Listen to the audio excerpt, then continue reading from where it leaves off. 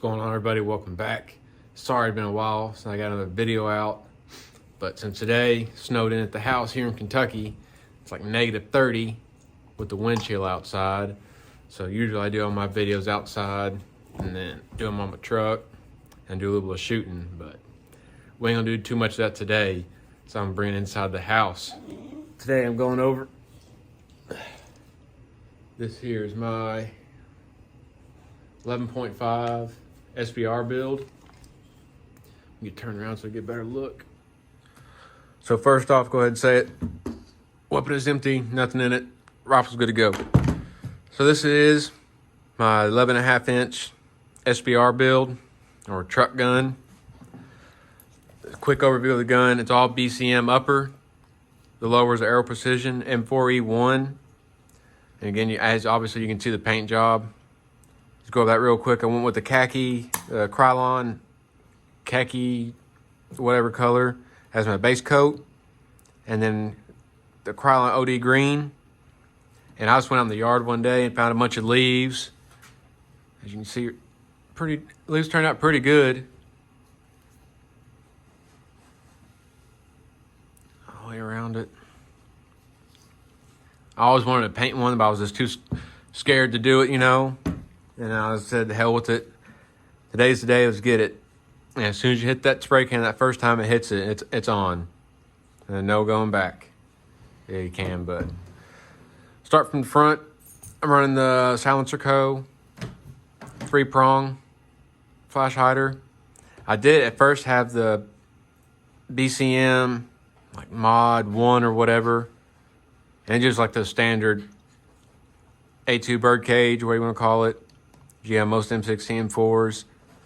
It just put out a hell of a fireball for me. I was shooting at night one time and just really good sized fireballs.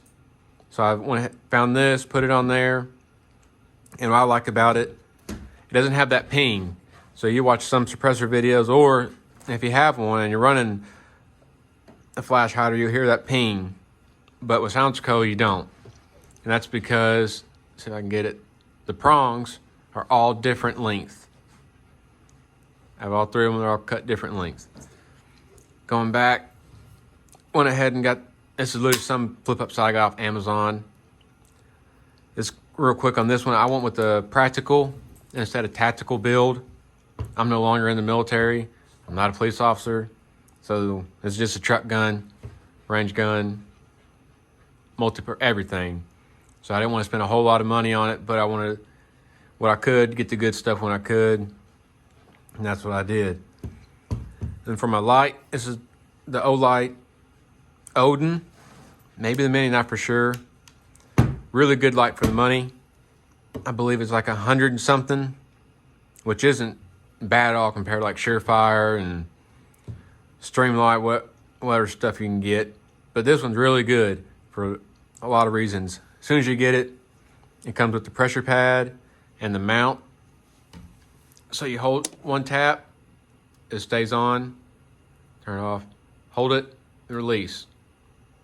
There's none of that strobe light shit that you get with some lights. You have to push 4 or 5 times just because of the light you want. Yeah, it's pretty bright, does its job. I just mainly have for like outside and stuff. I'm really good about it. The locking right here, so if you want to charge it, you can charge it when it's still on the rifle. You're gonna take it off. Simple, just put on there, push, lock. It's not coming off. And just bam, that's it. And then you can take the light off, use it handheld if you need to. Put that little thingy, turn it back, push the button in, comes right off. Then you got your button on the back. Now, I will say one thing about this light gets hot. So if you're using it for a long time with your hand or whatever, you get in the front, you will feel it getting warm. So just know that. But again, you cannot beat it. A lot of people don't want to shit on Olight. But if you're like me, it's got something simple, they're the way to go. But again, if you got the money or your rifle is what makes you money, then by all means. Or if you're lucky enough to get someone to pay for the shit, get the best you can get. And that's the best I could get and being affordable. Vertical grip, just a mag pull, simple thing. The rail, I will say that real quick, is M-Lock low profile. So that I had to get another little thing off Amazon. This Picatinny rail mount, like $10. You can get a whole bag full of them. They get some about that long, various sizes. Can't go wrong. And then I'll get to the optic and everything else last. Again, the bottom, the lower is a Aero Precision M4E1. Got the Magpul bad lever, which I never had one until I put on this one. Very handy. It's kind of hard to get used to if you haven't ever used one. At first, I would just forgot how to. I even had it, never paid no attention to it. But it's a really good investment. Super cheap. You can even get them off Amazon. I think Amazon or someone on there makes a different brand, probably a bit cheaper.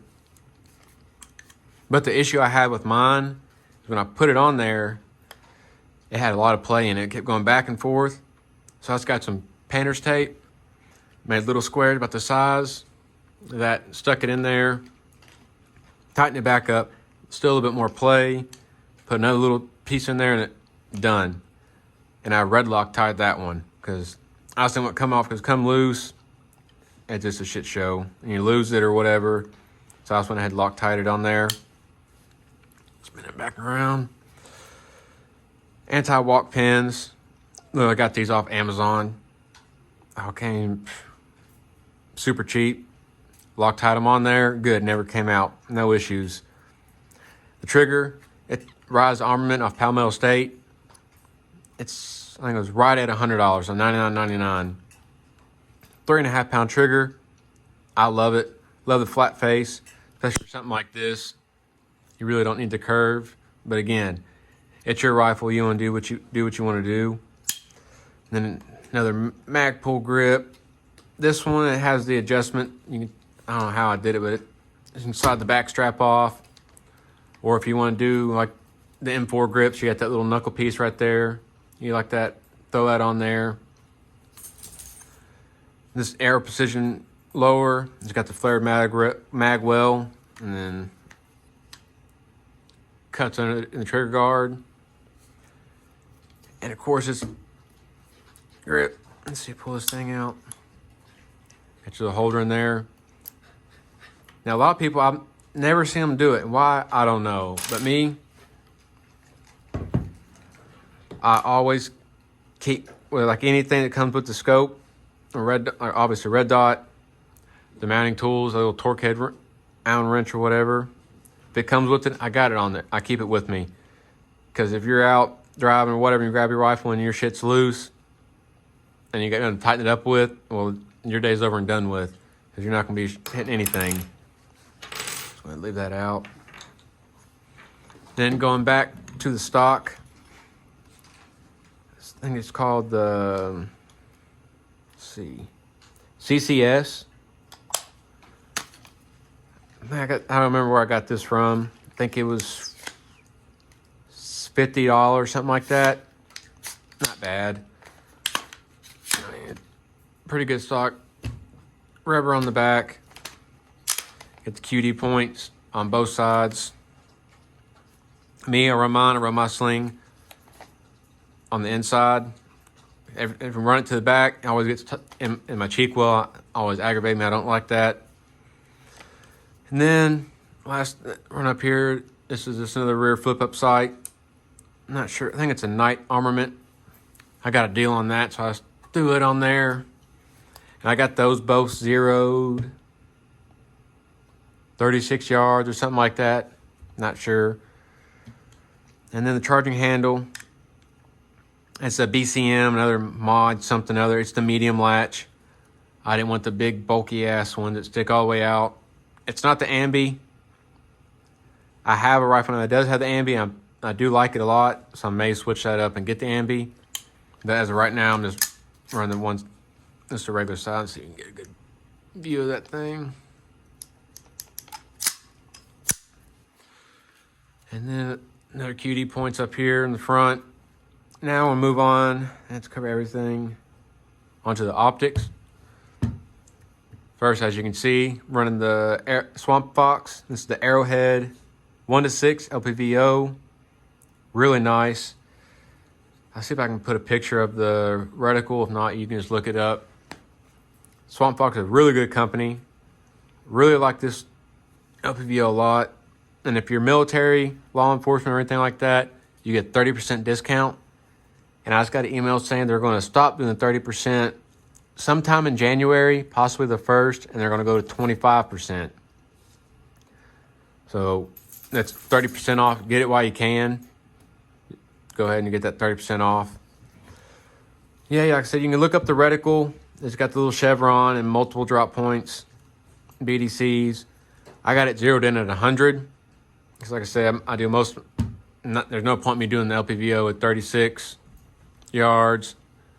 And then my red dot's 36 yards. But I didn't see the point in doing both the same. And then with this one, you get the nice throw lever included. What I really like about this one, you can mount it in multiple different places. About 3 different slots you can choose where you want it from. It has some very tiny ass Allen keys, wrenches, nut screws, whatever you want to call them.